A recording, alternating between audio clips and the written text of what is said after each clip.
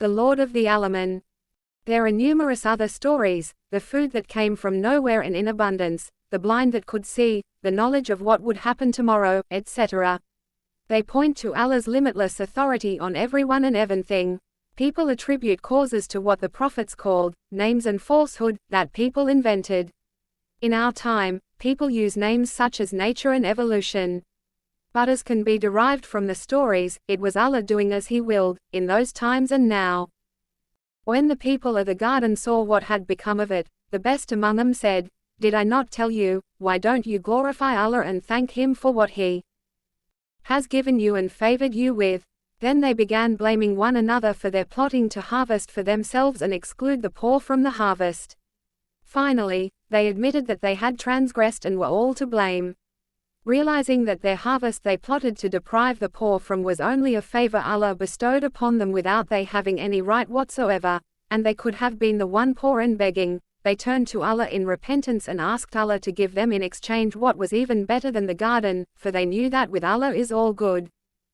As for Suleiman, he used to be like an ordinary king, having an ordinary kingdom until ordinary men, and then he supplicated to Allah to give him such a kingdom that no one will have after him, and we know the rest.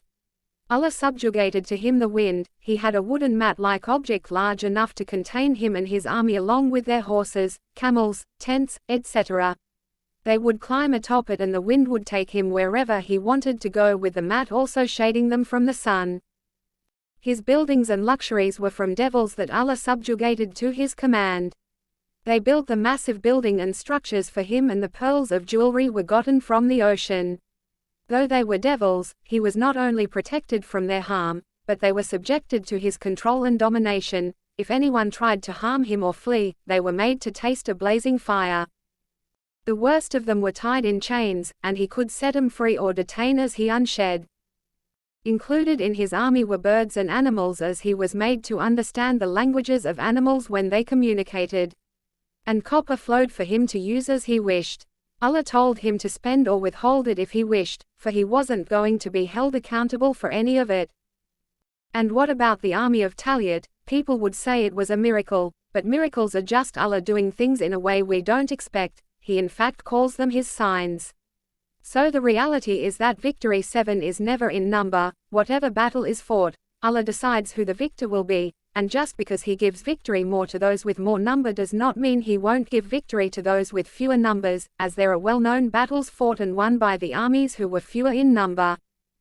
With Nimrod, it is well known that mosquitoes won't come from anywhere, but neither does earthquakes, volcanic eruption, hurricane and flood, not even eclipse. These are all by the commands of Allah, and the idea of it being caused by nature is no truer than the idols that were worshipped besides Allah. Again, they were names invented. Yet when people hear that Allah is the Lord of the worlds, i.e. creation, most limit it to creation and provision, but it is so much more than that. It's the command, the authority, the sustenance, the affairs of man, and all other matters. We think that it's the cause, but as the stories mentioned above show, it's not. It's not nature, it's not math, it's not science, it's not luck, it's Allah. Say, O Muhammad, all the bounty is in the hand of Allah. He grants to whom He wills. And Allah is all sufficient for His creatures' needs, the all-knower. And if some good reaches them, they say, this is from Allah, but if some evil befalls them, they say, this is from you, O Muhammad. Say, all things are from Allah, so what is wrong with these people that they fail to understand any word? And to Allah belong the treasures of the heavens and the earth, but the hypocrites comprehend not. Allah, it is He who has made for you the earth as a dwelling place and the sky as a canopy, and has given you shape and made your shapes good-looking and has provided you with good things. That is Allah, your Lord. Then blessed be Allah, the Lord of the Alamiin. As the concept of the lordship is flawed in most of mankind, we look for the things we need in the wrong places. We need money to survive. We need to vote for the right person that will help the country. It's because of him such and such happened. Though not obvious, such seemingly harmless beliefs are not just false, but are extremely dangerous.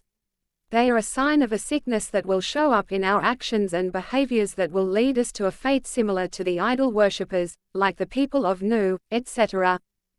To understand this, we first of all have to understand how those who understood that everything is from Allah acted differently. not just in their beliefs but in their speech and actions and how it contrasted with most other people.